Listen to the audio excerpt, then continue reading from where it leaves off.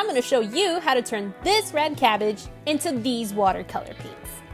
Chop up a cabbage. Simmer chopped cabbage in some boiling water. Remove the chunks. This veggie is pH sensitive, so you can change its color with acids like lime and vinegar, and bases like soap and baking soda.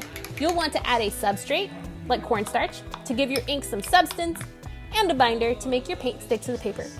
Honey or syrup work. Once all the colors are mixed, I'm going to set them in the sun to dry. 1 to 2 days later, and you've got this. They work just like any other watercolors. So what if cabbage stinks? Cabbage inks. Art hacks that I wish somebody told me earlier. I was always told watercolor is permanent. If you mess up, you can't fix it. Well, guess what? You can. Another one, when the vibrant river of my Copic marker ran dry, I thought I had to get a new cartridge. Apparently not, just dump hand sanitizer on it, and it's good as new. I wish I knew this sooner. Do you have cheap acrylic paint that doesn't work very well but you don't want to throw it away? Just heat water and cornstarch until it turns into this thick, goopy consistency. Then just mix a little bit in with your cheaper paint and bam! Look at that. More resources in the bio, happy drawing.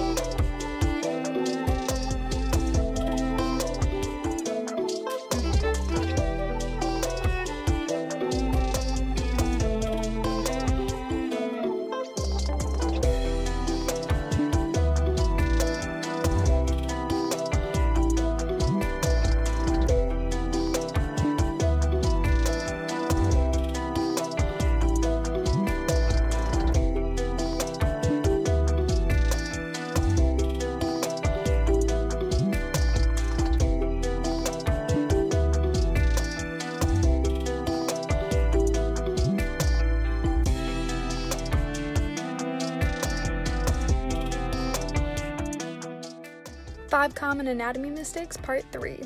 Number 1, skipping leg day. We have a tendency to put all this time into the torso, and then when it comes to the legs, just kind of like Lego man it in there.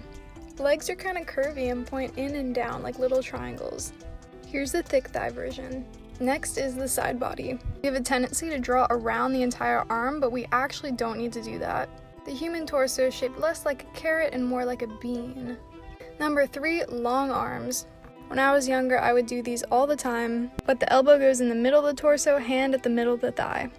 Your foot is as big as your forearm. Then we have tilts. This guy's a very straight posture, but it's more comfortable if you add the tilt. And you can see that if the knee bends, the hip goes down. Hip down, shoulder up. Number 5 is the jaw. So the jaw is usually located a little bit above the mouth. And this is true for manga styles as well. So there you have it.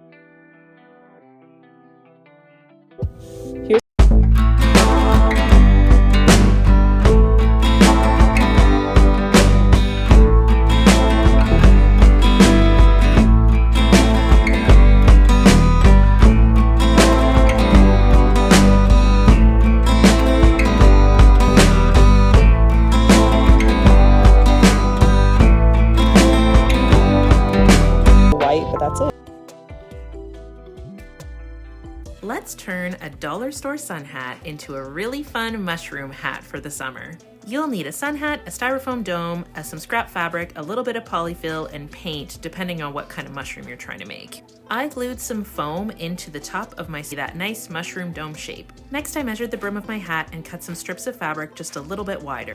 Then I used a gathering stitch just to gather my fabric pretty tightly. My fabric was a little sheer, so I used 2 layers. To keep the inside of the hat nice and tidy, I actually sewed the gathered edge of fabric to some ribbon and then fixed it to the inside. You can use glue for this. I used just a curved needle and some thread, but really it's up to you. This is your hat and you can absolutely use glue for most of this process.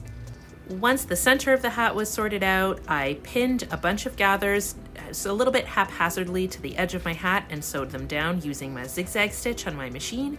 Again, you can use glue if you prefer. This is just the method that I like best. And this is what the underside of the mushroom hat looks like. Now you can put your dome on top and then cover that with fabric.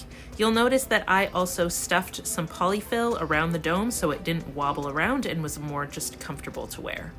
This part's a little bit tricky. Basically, you're just pinning your fabric along the circle of your hat, but because of the dome, you're gonna get maybe a little bit of wrinkles. Do your best to smooth them out, but you really don't have to. Once that is sewn or glued on, you can trim the excess, and then I bound the edges in black because I'm doing an inky cap mushroom, so the edges of the mushroom are black anyways. I used black high flow acrylic paint for the paint treatment. Inky cap mushrooms are pretty shaggy in appearance, which is why I used textured fabric in the first place. However, the paint treatment really helps bring out that sort of mushroomy goodness. Depending on what mushroom you want to do, you might have to experiment with some different techniques. Close to the edge of the hat, I also added a lot more black so it wasn't such a break between the band that I sewed on and the top of the mushroom. You can also see that it leaked to the other side, but I think that really works for this type of mushroom. Clear crystals would work really well as well. And there you have it, a mushroom hat. You are going to love me for this. So I have a bunch of paintbrushes. I use them all the time, but I never wash them after. So I have a lot of things like this. All you need is rubbing alcohol and then pour in a bowl. Look at this, it's completely hard. And then you just go in here and you rub it around for a while. Look, look, brand new. Look, look, it's soft now. I just found this out yesterday, but okay, you don't want to do that. You're gonna do this one. It's just kind of crunchy. And put it in you.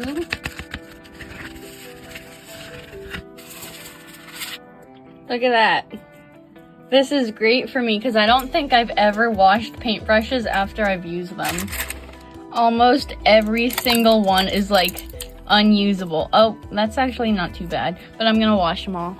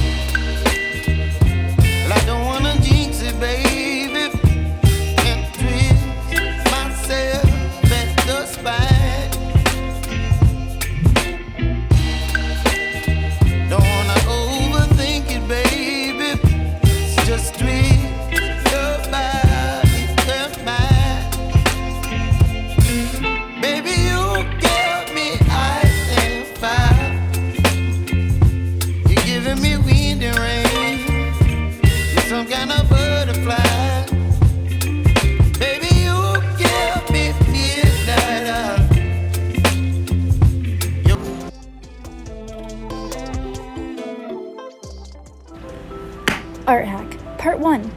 So a few years ago, I was feeling kind of, well, hello there. I was feeling kind of insecure about my line art. No matter what size nib I used, or the shading, or the coloring, everything I made, I just wasn't really happy with.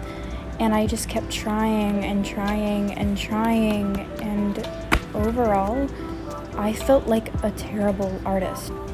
So what I did is I got rid of my black pens and tried something new, a pink pen, and now I use this all the time. So the hack is to actually use a lighter color for your line art, and what this does, hello again, what this does is drives the attention away from your line art. Yes, like you. The little mistakes won't be as obvious, but you can still practice in the meantime. Overall, I highly recommend. Stop using squares for hands. Too blocky. Polygons are where it's at. Easier to connect thumbs and fingers. Look, it's hand-shaped. Also, block out the fingers in groups. When in doubt, one fingy out. Now go draw hands like the beautiful artist you are. Depending on how much of a custom color mix I have left over, I will just store it right in the syringe. They do come with a cap, which is really convenient, and I will put a piece of tape on it with the pigment and any medium I've used, and there you go.